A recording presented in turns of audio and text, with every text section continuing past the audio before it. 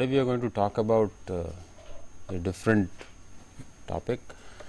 So, we have seen in the case of modeling, geometrical modeling, modeling of the objects which are like sphere, other quadric surfaces, parametric surfaces, right, or it could be polyhedral objects, right? Or we can even apply CSG operations to do other engineering kind of objects, right. So, today we are going to look at some sort of a tool which can help us doing the modeling of some natural phenomena, right. So, you must have heard about fractals, right. So, we are going to talk about fractals and then later on see how these fractals can be used for modeling natural phenomena, right. So, in fact, fractal is actually from the word called fractus, okay, which basically means irregular object, right. And so, these fractals were sort of brought in the community of computer graphics and mathematics first by Mandelbrot. So, he even wrote a book, Fractal Geometry of Nature, right. So, these fractals are basically meant for modeling highly complex and irregular objects which are difficult to do modeling with Euclidean geometry methods or even have the representation using Euclidean geometry. And in fact, as we are aware that there is a notion of dimension when we are talking the entities in Euclidean geometry, there is also a notion of dimension in fractal geometry, and it turns out that this dimension could be a fractional dimension, right. Unlike an integer dimension 1, 2, 3, it could be a fractional dimension, and we are going to see some of the fractals which have fractional dimensions. They exhibit a property which is called as self similarity. Okay. So, self similarity is a property if I take a small part of the fractal, which could be a curve or a surface or a pattern, and if I zoom in, then I see the scaled copy of the original pattern. Okay. So, that is what we mean by self similarity. So, in some of the fractals this self similarity exists in exact form, and in some of the fractals it exists in some statistical form, right. So, we are going to talk about that later. So, first of all, let us see some of the basics of fractals. So, when we look at the process of generation of these fractals, so the basic principle of their generation involves a transformation function, let us say f, right. If you consider there is an initial point or initial state, right, defined by p naught, which could be just the point x naught y naught, right. Then the next state or the result of the application of transformation function onto p naught is, let us say, p 1, right. So, you just apply f onto p naught, and let us say you do this process successively, repetitively, right. So, you get another state, let us say p 2, which is a further application of f on p 1, right. So, again p 1 can be written as f p 0 and so on, right. So, the process of generation of these fractal in fact is nothing but a successive application of some transformation function. Okay, and this could be applied forever, theoretically speaking. Right? So, it is a very simple way of generating these fractals. Right. Okay. So, now let us see some of the examples which you might have even seen it earlier. So, here is, let us say, a pattern, right, and which in fact could be obtained if I had considered a line from here to here, right, and I had applied this pattern onto this line from here to here, a straight line, right. So, this could be the first application of the transformation, and the transformation is the pattern itself, which I am applying on the line from here to here, right. So, this is the first occurrence of that.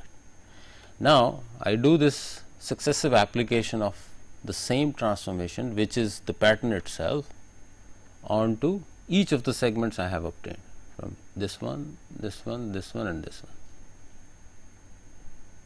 right. So, what do I get is this. So, it is a scaled copy of the pattern which is applied to the individual segments which I had obtained after the first application, right. Now, what I would do is I would apply again the same pattern, a scaled copy of this same pattern onto each of these segments, right. Fine.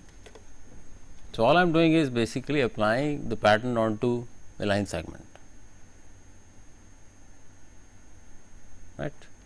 So, this is what I get, right.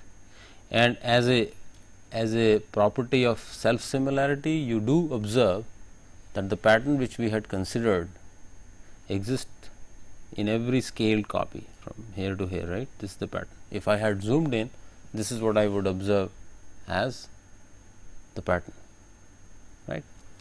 So, similarly, if I further apply, I will get this, right. So, it is just a repetitive application of a transformation, and in this case it happens to be a geometrical pattern,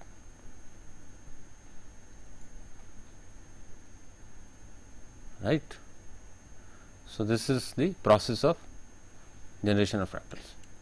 Now, as I said in the beginning that these fractals have a dimension and which could be fractional. So, let us go back and look at some of the properties which we observe in Euclidean geometry. So, if I have a 1D case where there is a line, right, and now I divide this line into some equal parts, right. So, what I observe is that the part of this line which I have divided into has a ratio which is determined by 1 over n, right. So, if I had considered this as 1 and n is the number of divisions I have performed, then the scale or the ratio of this segment to the initial segment is given by 1 over n, right. So, this is what we call it as the similarity ratio, right, which in some sense gives you the scale ratio of the segment you have subdivided to from the initial segment, right.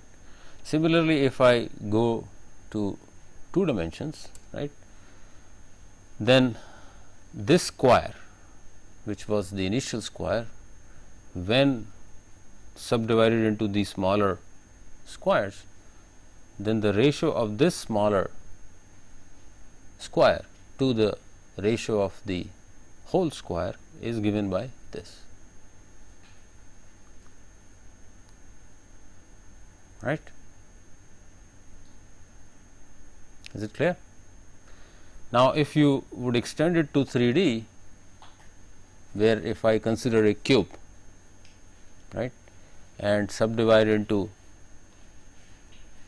number of cubes, right, then the small cube which is subdivided to will have the ratio to the initial cube given through this,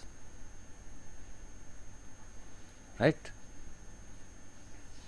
Now, what is something interesting to observe is that this I could write it as 1 over n to the power 1,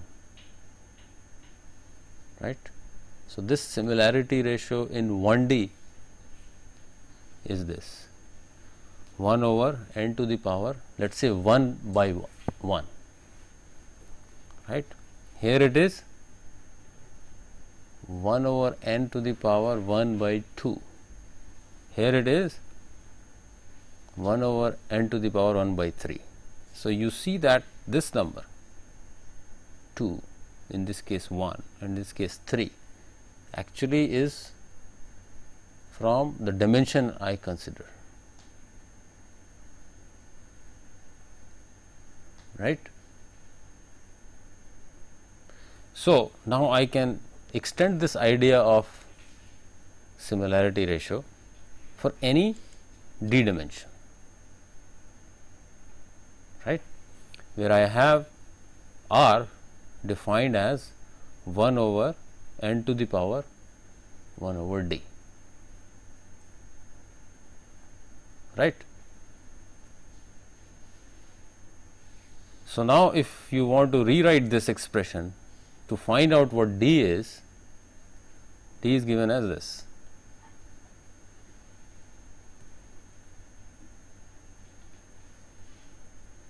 right.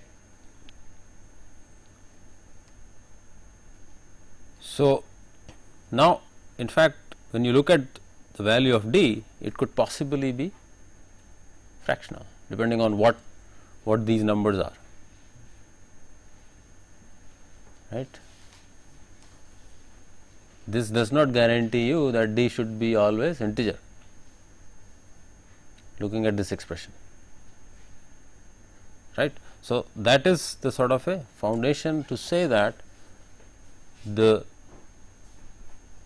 could be a fractal dimension or fractional dimension, right. So, the dimension which fractals exhibit or have is called as fractal dimension, and which could be a fractional number from here, right. Okay. So, now let us see how can we sort of use them in some context.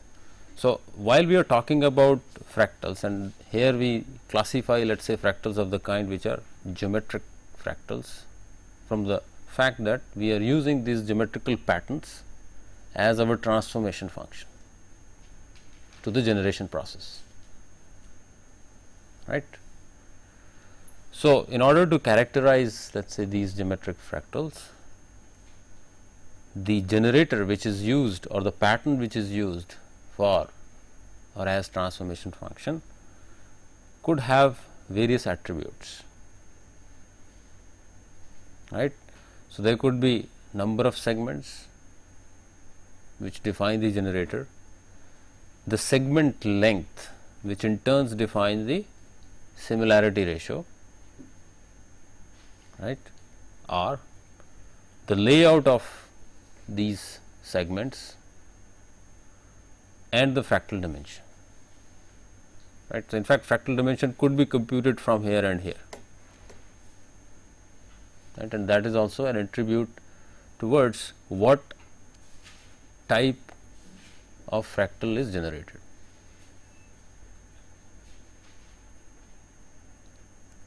Fine. So, if you take an example here, here is again a generator which has got 1, 2, 3, 4 segments. So, n is equal to 4. This length from, let us say, the length between the two endpoints is given by capital L, right.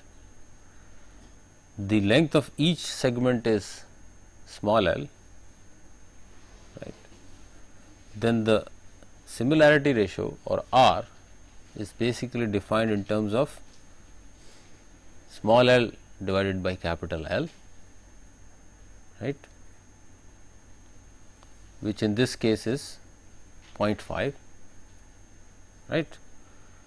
And if you compute D using this, it turns out to be 2, right. So, we will see some of the implications of this fractal dimension for the shape of the curve we get. So, let us say there is an example where again we are trying to generate a pattern which is popularly known as Herter-Heighway Dragon. Okay. This is the generator we have, and this angle is actually 90 degrees. Okay. So, n is equal to 2, and since this is 90 degree, this is small l and this distance is capital L, right. So, what do you get as small l over capital L is actually 1 over square root 2, right, or square root 2 of 1 over 2, right. Let me sort of explain it to you. So, what I mean here is, see, this segment has got L, small l, right. This distance we are referring to as capital L. This angle is 90 degree, right. So, if I am interested in finding out L over capital L, right. So, you can see that these two are same, right. This and this, right. This is L by 2, capital L by 2. So is this, right. So, L square is nothing but this square plus this square, right, and square root of that will get basically this, right. Okay. So, now we look at the process of generation.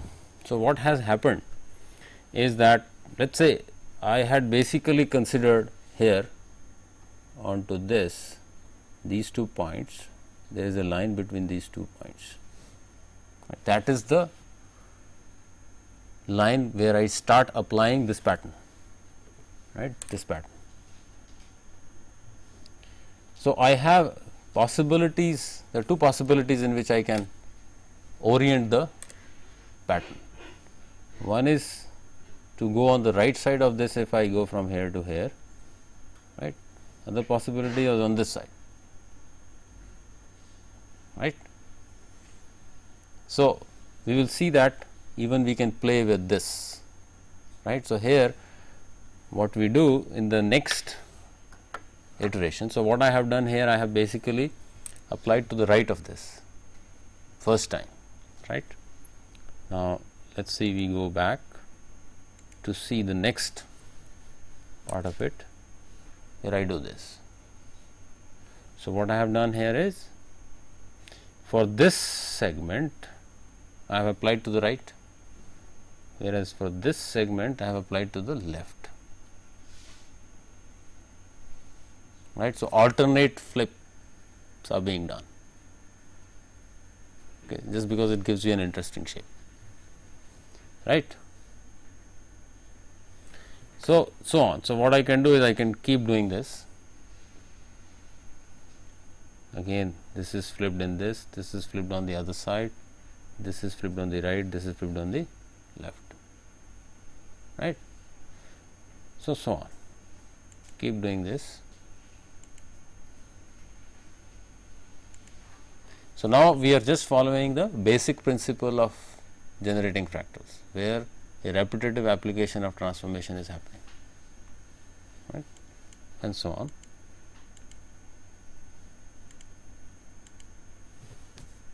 So, at the end of the day you get this, which is considered to be some sort of a dragon, and that is why it is called a dragon curve, right. So, it is a simple process, right, generating these.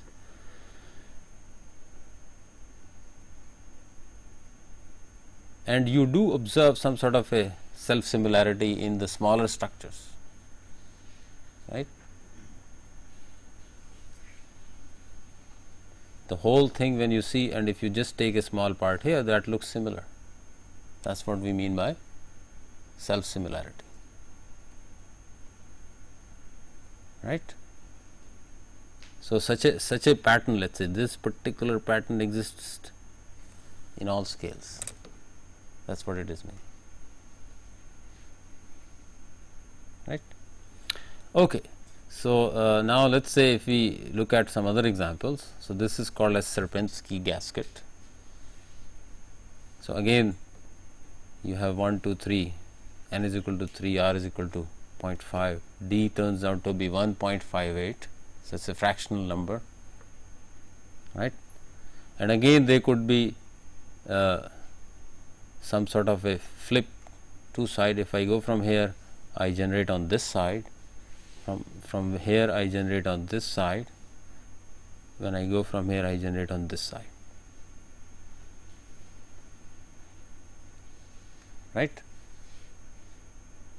So, what I trying to say is that when I do the first iteration, it will be something like this.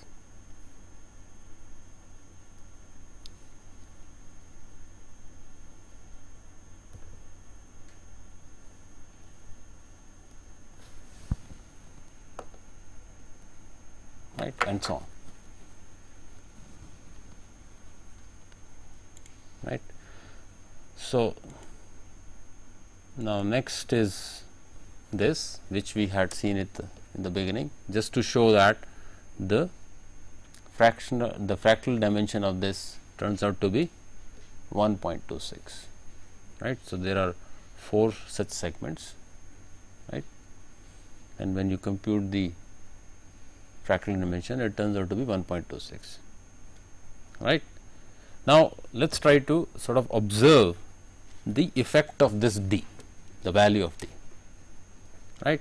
So, this is the value 1.26 and this is the resulting fractal curve you get, right. Now, let us say I consider another generator with a different fractal dimension. It turns out to be, let us say, 1.89. So, I consider this generator, right, and this is what I get as the fractal curve or fractal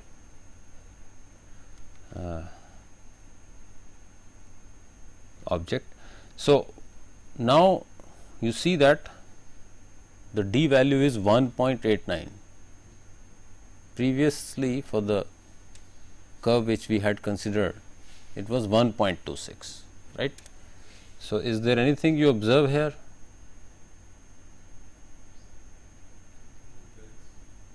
This looks dense, right, filled. This looks filled, isn't it? So, let us say I take another generator for which d is equal to 2. This is what you get, and in fact, if I continue for more number of iterations, this may completely be filled.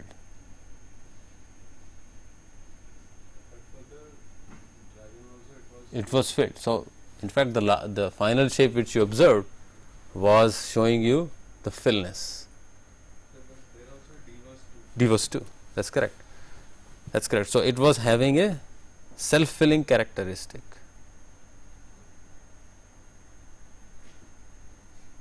Right. So, what we observe is that as we go from, let us say, d is equal to some 1 to 2, these curve show the self-filling property, right. And in fact, intuitively what you observe is that this, let us say particularly in this example, when this is completely filled, is something what you would observe as a 2D plane kind of a thing, right. So, for which the Euclidean geometry gives you the dimension as 2,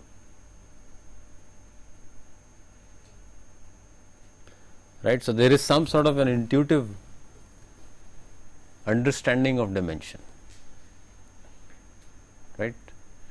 So, if I take d is equal to 1, which is a simple line, and d is equal to 2. So, when I migrate from 1 to 2 for various values, there is this property of self-filling or approaching towards the plane, right. Okay. So, see, these are some simpler instances where you could easily compute this d, and it may be so that it is not as easy as in these cases. Okay. Now, this is again an illustration of how d affects the final shape.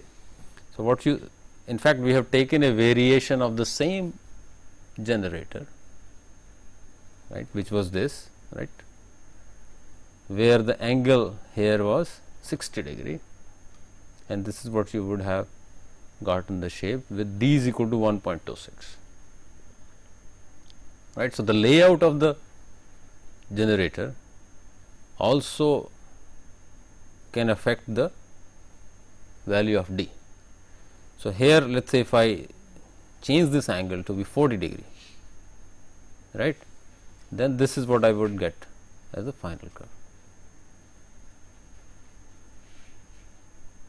So, you can also see some wiggliness to the pattern, right. So, this is sort of less wiggliness, you observe there is more wiggliness, right. So, d is also capturing some amount of irregularity, right.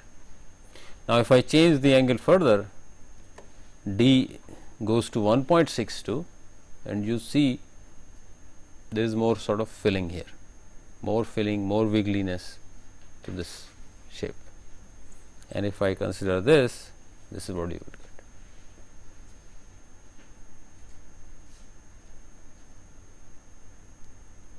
So Right. segments of the generator, Yeah, and they are necessarily of the same dimension. not necessarily. If they are not, then the computation of d is a little tricky, because what we are doing is we are doing small l over capital L, where small l is considered to be the length of the segment. So, this sort of holds the way we have looked at the computation of the fractal dimension, the length of the segment to be the same for all segments, right. So, that is what I said, that there are situations where the computation of d could be more involving, right. Okay. So, you observe how this d basically affects the final fractal curve. Right. So, now let us say some of the applications of these geometrical fractals. So, in fact, one of the motivations earlier, as I said, was to be able to apply these fractals for modeling natural phenomena, right. So, the coastal line is one of the natural phenomena you want to model, right. And there is also this property which these fractals exhibit is the self similarity, and this is what we also observe in many of the natural phenomena. So, for instance, you consider a coastal line, right, a plot of a coastal line given on your map, right, and you start zooming in, right. So, you keep getting the details of the coastal line, right, as you keep zooming in, and the pattern of the coastal line are somewhat similar as to what was the entire coastal line was, right. So one can actually use for modeling the coastal lines. Similarly, structures like tree can also be built using these fractals, right. And there is another kind of application one can think of is to generate some textured objects, right. So, I will tell you what do I mean by this. So, first of all, let us see how can we model the coastal lines. So, in fact, a very simplistic model of the coastal line was this von Koch curve, and which you have already seen is this. Okay, so, this is considered as a model of coastal line, though when we observe this, we immediately say, no, this does not really look like a coastal line, right. All is it doing is some sort of a wiggle in the structure, right. However, if I just say sort of modify the generator, right, where in fact I consider sometimes what is referred as generalized von Koch curve, where I break this symmetry of the generator, which was like this, right. So, instead of having that generator, I have a generator of this type,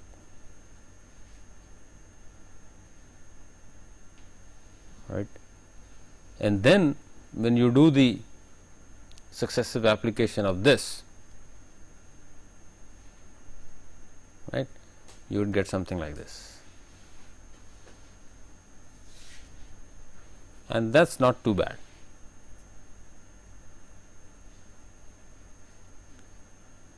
right. It is better than the other von Koch curve we have looked at, right. And clearly, there is one observation one can make out is that, see, when we are using this repeated application of a pattern, a geometrical pattern, so what we get here is some irregularities, but these irregularities are regular, right. But in natural phenomena, there is some randomness to these irregularities, right. So, even these irregularities need to be stochastic or random in nature. So, that is where we study these random fractals. Okay. But even here, what we obtain as the final curve is not too bad, right. In some sense, it is capturing the characteristic of coastal lines.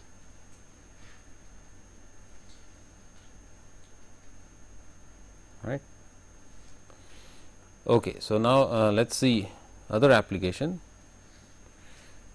like trees. So, what we can look at is that tree also has some notion of generator. It may not be the same exact definition of generator the way we have looked at for geometric fractals, but here let us say there is a notion of something like a stem of the generator, there is also a branch of the generator, and there is this angle between the branch,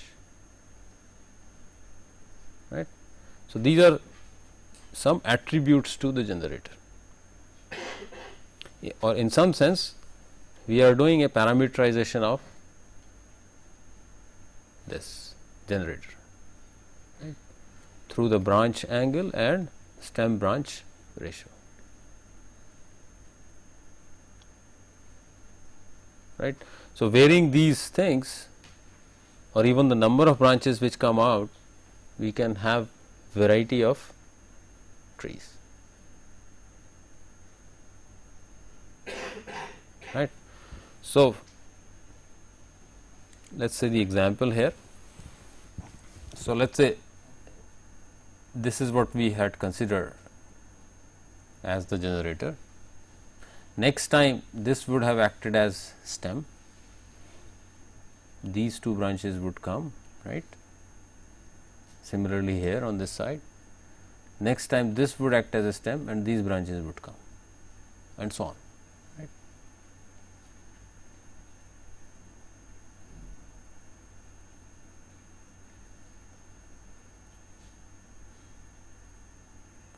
Right. So, at the end the whole process we will get this, something like this.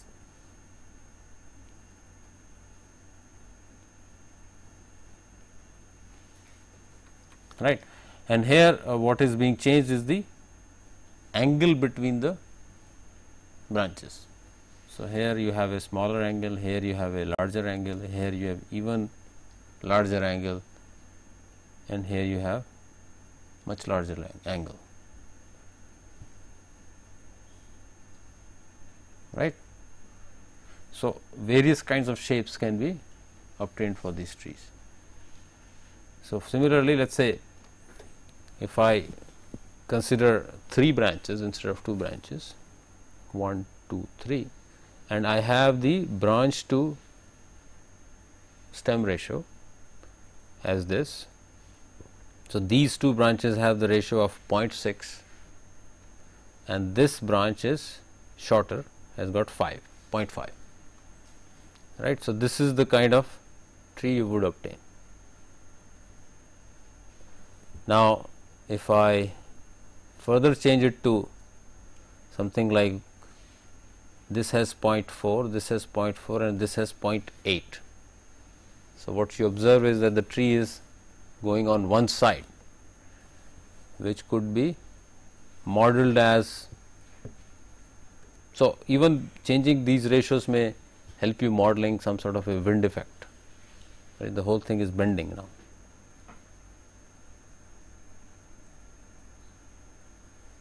Or the kind of tree, there are trees which sort of bend, right.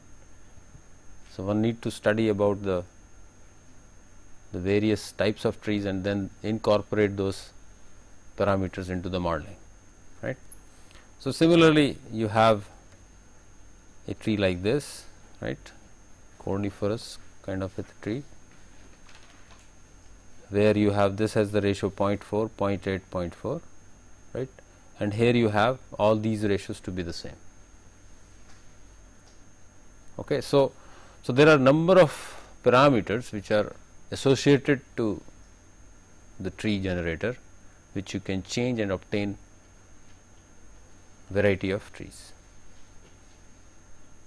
right. So, this illustration which has been given to you is in 2D, right, but one can also think of constructing these skeletal kind of trees in 3D, and instead of using these line segments you can use some solid shapes, surfaces, right, and even you can attach the terminations here not as branches, but something else, for instance flowers or fruit or whatever,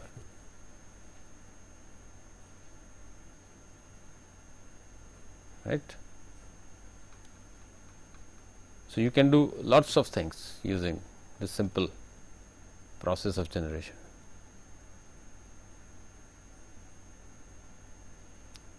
Right. Okay.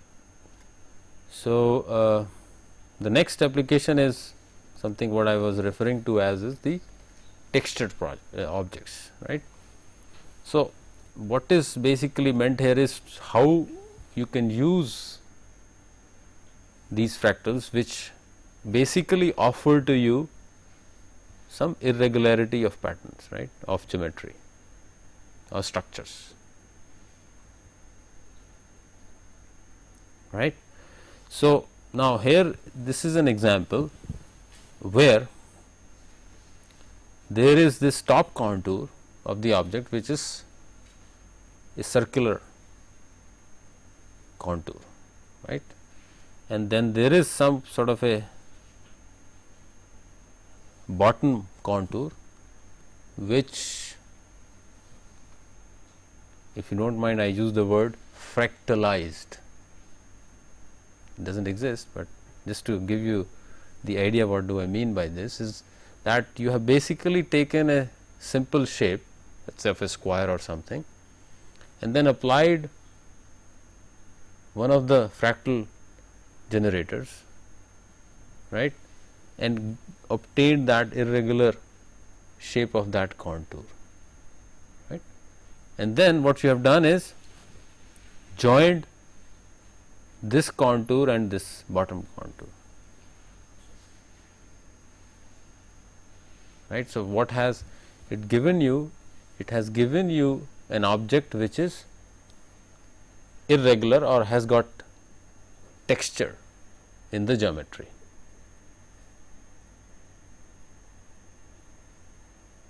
right. So, similarly, you can apply this process of fractalizing, let us say, some geometric entity and obtained an object which is in some sense irregular or textured, right. So, for instance, you can also you have these vase kind of objects, right, which are nothing but some sort of surface of revolution, right. Let us see if I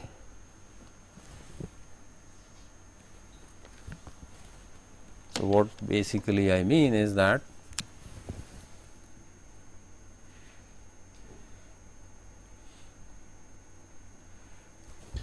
so this is the generating curve I have for the surface of revolution, which is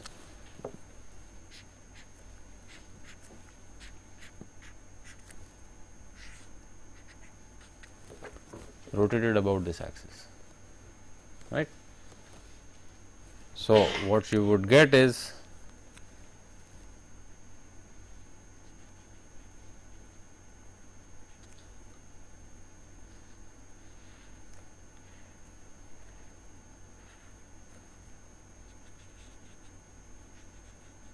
a shape like this, right. Now, in order to make it like a fractalized object, you can consider these segments, right, and apply one of your generators, right, and do this surface of revolution using this.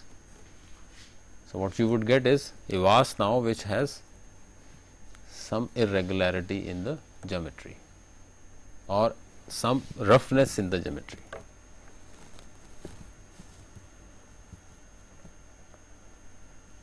right. So, you can sort of augment or enhance your simple objects by adding these patterns on the top. That is the idea. That is what I mean by textured objects. Fine.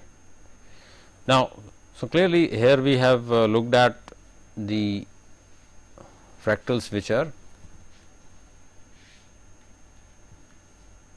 exact, which exhibit some sort of exact self similarity, right. Their irregularities are regular, right. That is what. So, next time what we will do is we will look at random fractals, where a randomness would be incorporated in the process of generation, right, and then we will see some of the examples of those random fractals. Okay. So, are there any questions?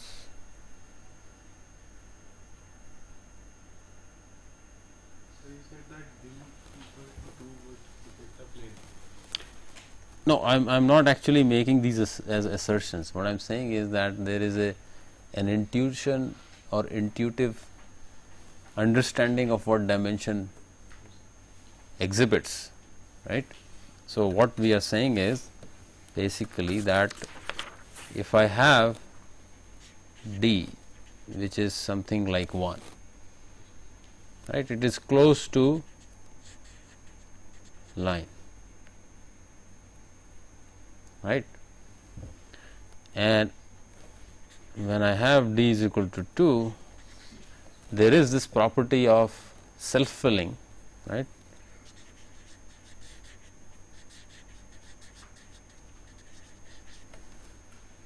right, which for instance as we looked at one of the generator which was of this kind, it gave you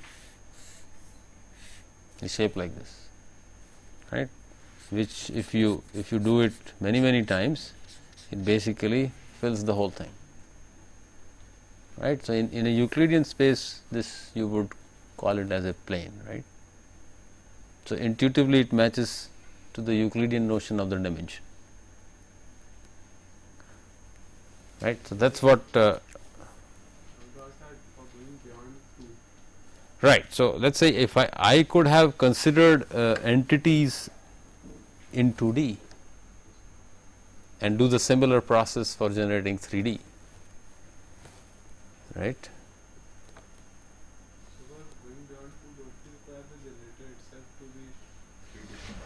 It may, yeah. So, for instance, if I consider an entity which is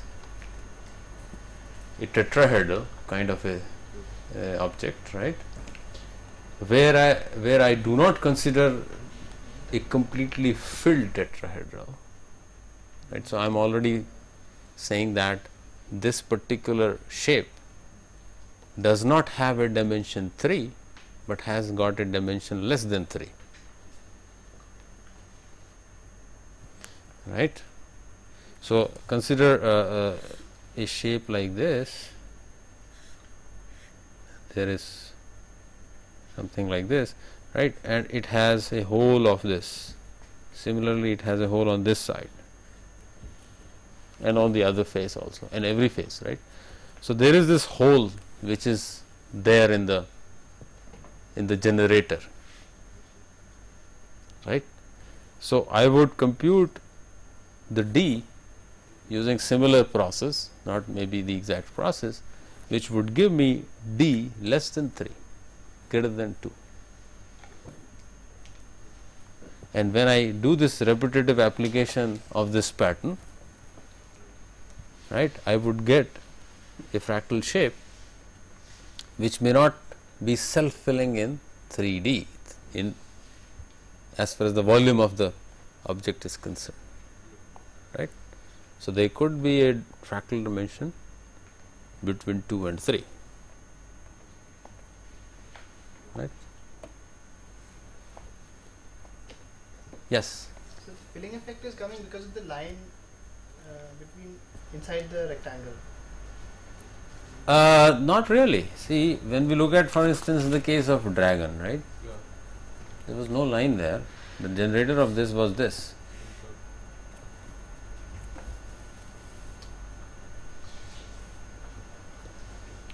And in fact, if you take another generator, this would also give you a self-filled.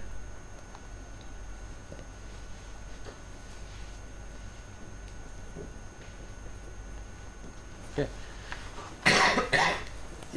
The problem with this is that there is no single rule which will always hold good, right. Here, if I do not do the flip, the kind of curve I will get will be sort of weird. So, the dragon curve which I obtain, which is a self-filling curve, also requires you to have this alternate flipping.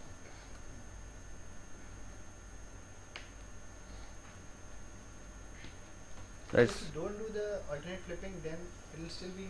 It won't self-fill. it will self fill at a very let us say scattered manner, not so nicely as we see it in the dragon, and the curve shape will not be interesting.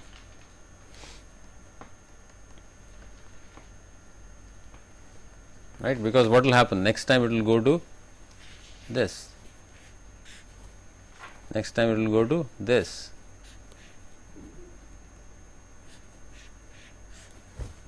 Not interesting, which is growing in the boundary.